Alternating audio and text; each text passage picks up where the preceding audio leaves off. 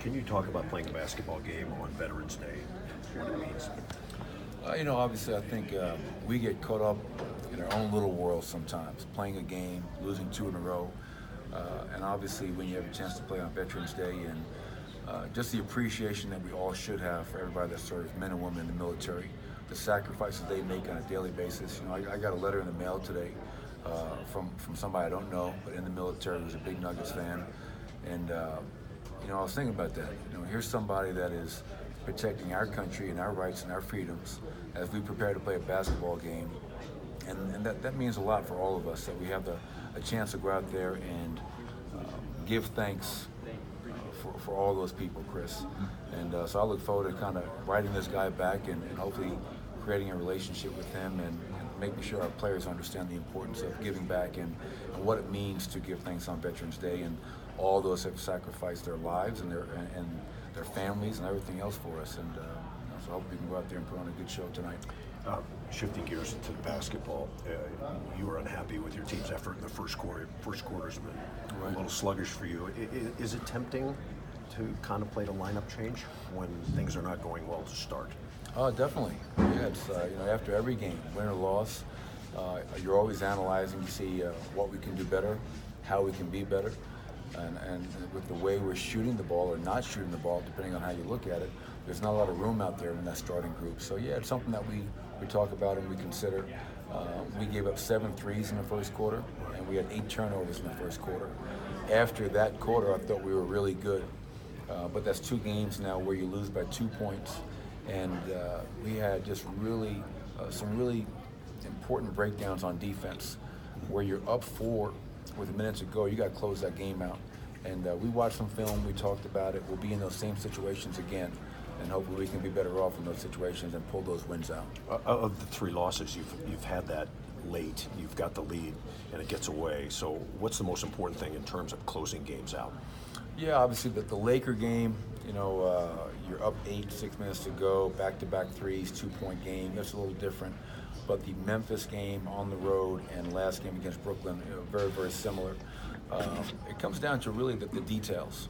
And so we give up a free throw box out to Jared Allen to give him a dunk. Paul Millsap gets a dunk on one end for us to put us up 4.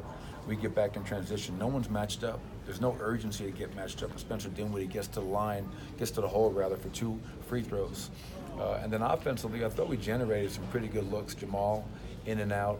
We go to our best player on the left block where he was having a hell of a night, and he gets called for a travel. So really, it comes down to executing, finishing, making shots, and just being really, really disciplined on the defensive end and not having the breakdowns that we've had. There's no easy way to guard Giannis, but what do you try to do? What's the first thing you try to do with that? You try to keep him out of the paint.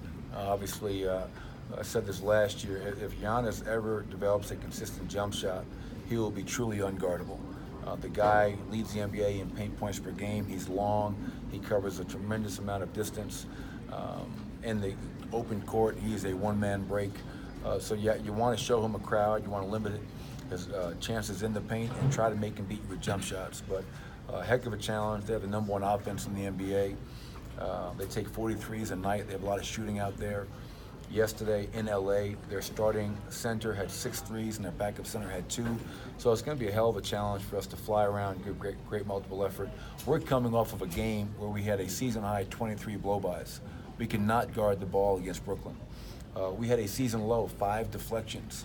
So tonight we're going to have to be able to guard the ball, have high active hands, work for deflections, and it's going to be a heck of a challenge for our defense today. Stylistically, how much different are the Bucks this year under Bud than last year? They were really good last year. I mean, you go back to the playoffs, they gave Boston all they could handle with Joe Prunty as their coach. Give Bud credit. He's come in. He took a really good basketball team, and they added some pieces in Lopez, Connaughton, Ilyasova, and they've hit the ground running. But they're a lot more threes. 43s a night is a lot of threes.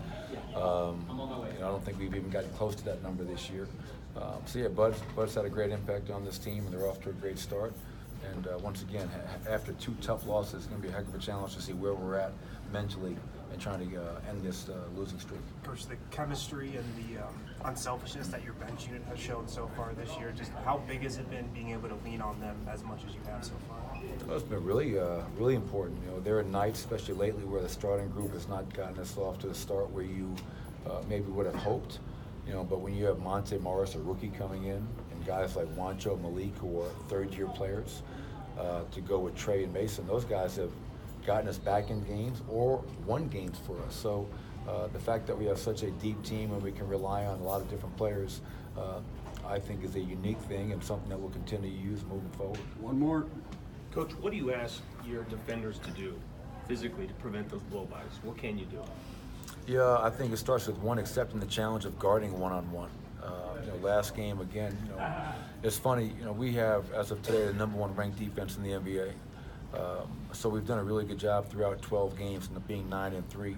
But last game against Brooklyn, Vic, it was just blow-by after blow-by. So one, take the pride and ownership of, I'm going to guard my man and not fall for shot fakes or foot fakes and jump in the wrong direction. Late in the game, Karis LeVert got one, which led to a Jared Allen dunk because we had to help, and body position.